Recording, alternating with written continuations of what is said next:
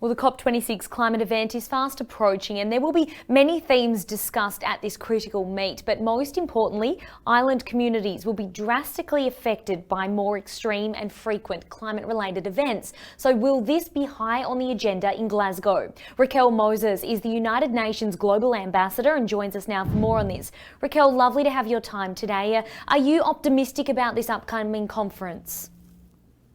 Yes, I am, and only because we have no choice. This is the point at which we really have to get down to the details. We have to make decisive action. We no longer have time to play. So we definitely have no choice but optimism coming out of this COP. Racquel, ultimately it's the small island developing states that will be hit the hardest with these extreme weather events going forward. I was only speaking a couple of weeks ago about Tuvalu, and they were talking about rising tides and how their homes will be completely destroyed in a matter of years. It's devastating. So do you think the big emitters here are playing their part when it comes to climate policy? You know, I think that they believe that they're doing their best, and we appreciate the strides that have been made. We appreciate the financing and move towards meeting the $100 billion goal. But it's just not happening fast enough, and there's just not enough monitoring of the promises that they've made. And that's what we want to see. In addition to more aggressive promises, we also want to see action against those promises. We want to see measurement against those promises. We want them to commit to us that they will provide us with updates and milestones about specific commitments so that we can track from this COP to the next COP and show the successes that are happening. This isn't meant to be punitive, but we no longer can take sort of fancy commitments that then don't turn into action.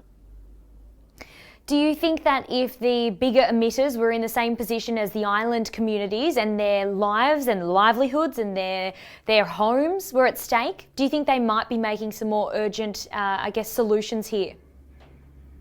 Well, I think, yeah, you know, it's always when things are at your doorstep and you're seeing the bigger events, you're seeing New York, you're seeing Germany, you're seeing India, you're seeing all kinds of events taking place in other places. And as a result, people are paying attention.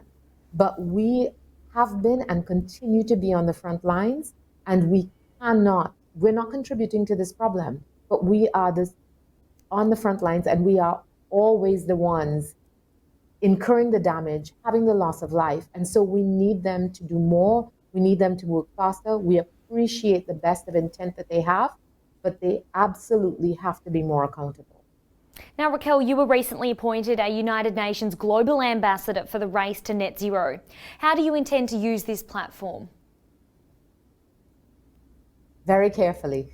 I think it's really important that we amplify the voices of the Caribbean and voices like CARICOM, voices like Mia Mottley's, voices like Grenada, Bahamas, Aruba, Antigua, all of the countries that we represent. We represent at the Caribbean Climate Smart Accelerator 28 countries that are members of the coalition. And we want to make sure that all of these voices and the voices of what we now call big ocean states are being heard at COP for decisive action, for measurable action, and for accountability and milestones leading to the race to zero, leading to the race to resilience, and leading to delivery on the commitment. Now, what are the viable solutions for better climate policy in the Caribbean? There are all sorts of things, but what we need more than anything, you know, we have this commitment for greater finance, but the greater finance typically comes in the form of debt or it comes with conditions. We need more attention to loss and damage as well. So if we can have greater attention to do those things, as well as the developed world using solutions from the Caribbean and from the developing world, then we can have a greater economic resilience when there are tragedies. So we really need for them to work faster and to take us seriously, to have our voices be heard and to commit more money. I mean, the $100 billion is great if it's committed, and then that's not even enough. You know, we were listening to James Fletcher today at the Caribbean Renewable Energy Forum, and he talked about subsidies to the oil and gas industry since the Paris commitment have totaled $3.3 trillion US. That's not even the amount of money that has been committed to climate finance. So we're absolutely doing the wrong things for the wrong reasons. and we need to put our money where our mouths are.